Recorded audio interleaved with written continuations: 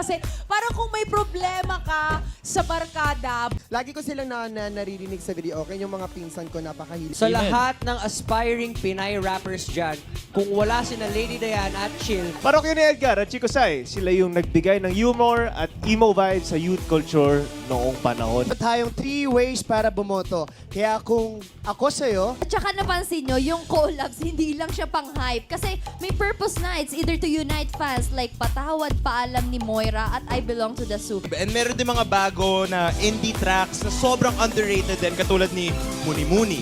If hindi, isa lang ang dapat gawin ninyo. Artist pa rin naman ang nagbibigay ng prompt. Nag-edit, Yun. nagdadagdag ng emotion. Isang viral track lang sa TikTok. Ano ba ang ibig sabihin ng tagline natin ngayong taon? Pati na ang mga OPM songs na family-centered. ay Magtropa song natin ay Awit ng Barkada by Apo Hiking Society. Na meron for today, September 22. Kaya eto, punta naman tayo sa guest artist natin. nakakapagod ba yun? Parang di naman siya nakakapagod kung na-enjoy. Balitang hatid ng isang liga na katotohanan.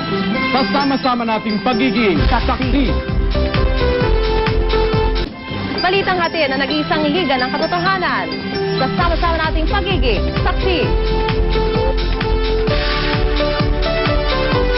Balitang hatid na nag-iisang liga ng katotohanan. Kasama-sama nating pagiging saksi. Balitang hatid na nag-iisang liga ng katotohanan. Kasama-sama nating pagiging saksi.